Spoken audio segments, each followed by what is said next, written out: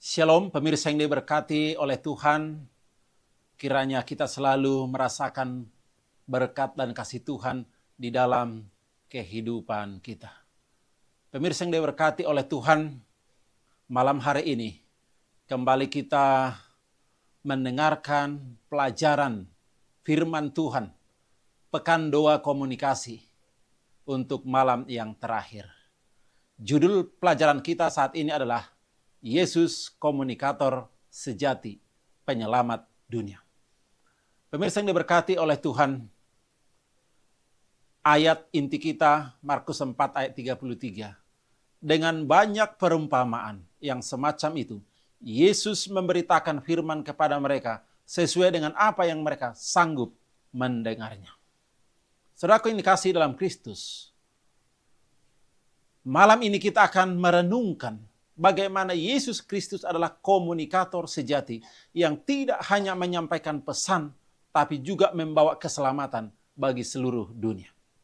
Melalui kehidupannya, ajarannya, dan tindakannya. Yesus menunjukkan kepada kita cara yang sempurna dalam berkomunikasi. Bukan hanya melalui kata-kata, tapi juga melalui tindakan kasih-Nya. Mari kita lihat bagaimana Yesus sebagai komunikator sejati menyelamatkan dunia dan bagaimana kita bisa mengikuti keteladanannya dalam kehidupan kita sehari-hari. Saudara yang dikasihi Tuhan, yang pertama yang bisa kita pelajari dari Yesus sebagai komunikator sejati adalah komunikasi melalui kasih dan pengorbanan.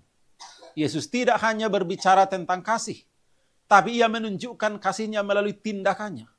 Pengorbanannya di kayu salib adalah bentuk komunikasi yang paling kuat tentang kasih Allah kepada manusia, kepada saya dan pemirsa semua. Inilah pesan yang disampaikan melalui tindakan, bukan hanya kata-kata. Kalau kita manusia sering kita hanya berkata-kata, tapi tindakan kurang. Pemirsa yang diberkati oleh Tuhan. Ayat Alkitab dalam Yohanes 3 ayat 16. Firman Tuhan mengatakan, karena begitu besar kasih Allah akan dunia ini, sehingga Ia telah mengaruniakan anaknya yang tunggal, supaya setiap orang yang percaya kepadanya tidak binasa, melainkan beroleh hidup yang kekal. Saudara yang diberkati oleh Tuhan, kasih Yesus terlihat jelas dalam kehidupan dan pengorbanannya. Ia datang ke dunia ini untuk menyelamatkan manusia dari dosa dan kematian.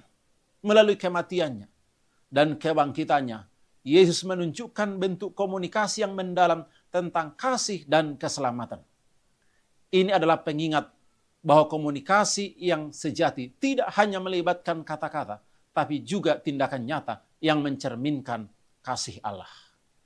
Adakah orang lain melihat dalam kehidupan kita, dalam tindakan, bahwa kita benar-benar mengasihi Allah?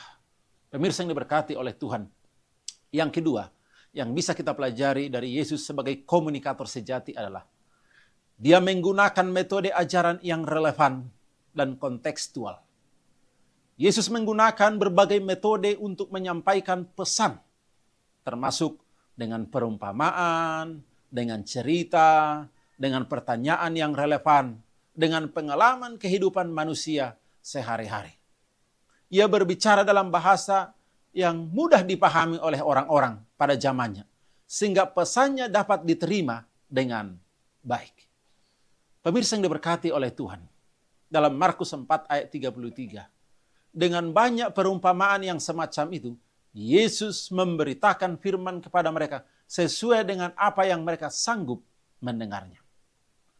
Dalam perumpamaan-perumpamaan Yesus seperti perumpamaan tentang anak yang hilang, atau orang Samaria yang murah hati, adalah contoh bagaimana Ia menyampaikan kebenaran ilahi dalam cara yang sederhana yang dapat dipahami. Dalam kehidupan kita juga dipanggil untuk menyampaikan pesan Injil, kabar baik dengan cara yang relevan dengan konteks orang-orang yang kita jangkau, dan menggunakan bahasa, metode yang sesuai dengan mereka. Pemirsa yang diberkati oleh Tuhan, yang ketiga, yang bisa kita pelajari dari Yesus sebagai komunikator sejati adalah Ia berbicara dengan otoritas dan kebenaran. Yesus berbicara dengan otoritas yang tidak seperti pengajar-pengajar lainnya. Ia tidak hanya menyampaikan ajarannya dengan wewenang, tapi juga hidupnya sesuai dengan ajarannya. Kebenarannya membawa perubahan dan pembebasan bagi setiap orang yang mendengarnya. Dalam Matius 7 ayat 29, sebab ia mengajarkan mereka sebagai orang yang berkuasa, tidak seperti ahli-ahli Taurat. Pemirsa yang diberkati oleh Tuhan, ajaran Yesus memiliki kekuatan untuk mengubah hidup. Bukan hanya itu juga membebaskan orang dari belenggu dosa. Yesus berbicara dengan otoritas karena ia adalah firman Allah yang hidup dalam berbicara dengan kebenaran. Kita juga harus berkomitmen untuk hidup sesuai dengan apa yang kita ajarkan, agar komunikasi kita dapat berdampak dan membawa perubahan nyata dalam hidup kita. Memang kita orang yang berdosa, bukan orang yang sempurna. Tapi kalau kita mau meminta kekuatan dari Tuhan, itu bisa terjadi. Maukah saudaraku yang dikasihi Tuhan? Itu tergantung kita. Kita jawab dalam hati kita masing-masing. Yang keempat, pelajaran yang bisa kita dapatkan dari Yesus sebagai komunikator sejati adalah menghubungkan dengan individu secara pribadi.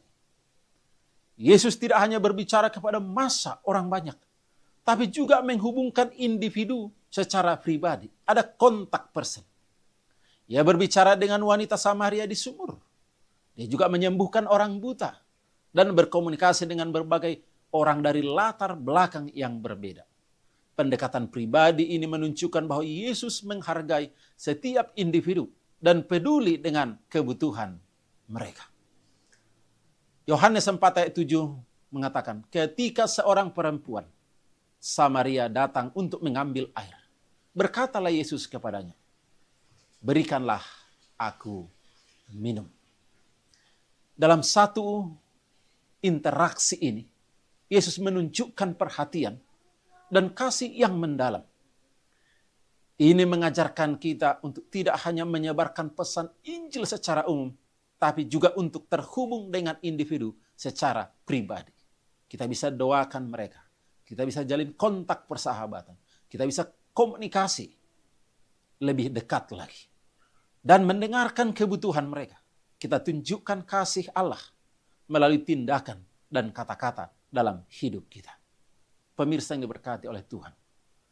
Ini satu janji Tuhan yang sungguh luar biasa dalam kehidupan kita. Yesus adalah komunikator sejati yang tidak hanya menyampaikan pesan, tapi juga membawa keselamatan. Dia membawa harapan kepada seluruh dunia.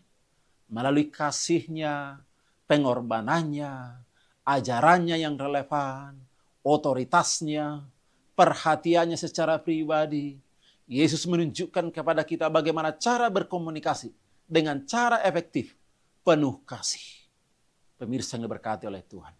Mari kita mengikuti keteladanan Yesus dalam komunikasi ini.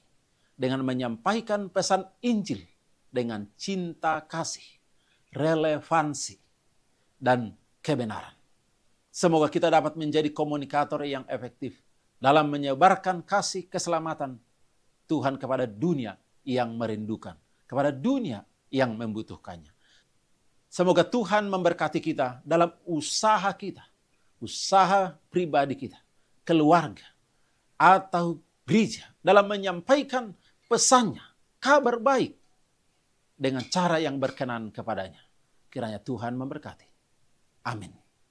Mari kita berdoa. Tuhan Bapa di sorga, terima kasih atas pekabaran Tuhan pada saat ini. Yang mengingatkan kami, Yesus adalah teladan dalam komunikator sejati. Berikan kami kekuatan dalam hidup kami. Bukan hanya berbicara, tapi kami juga menghidupkan. Kami juga melakukan. Kami juga berbuat. Kami juga boleh mengikuti keteladan Yesus. Terima kasih Tuhan, dimanapun kami berada. Kami boleh menjadi berkat. Kami boleh menjadi komunikator sejati sama seperti Yesus dalam menyampaikan pesan Injil, pesan kebenaran, pesan pengharapan pesan kabar baik. Orang lain melihat dalam tindakan kami. Terima kasih Bapa, terpujilah Engkau, memberkati seluruh pemirsa dimanapun. Di dalam nama Yesus Kristus kami berdoa. Amin. Terima kasih pemirsa yang diberkati oleh Tuhan. Kiranya Tuhan memberkati kita. Amin.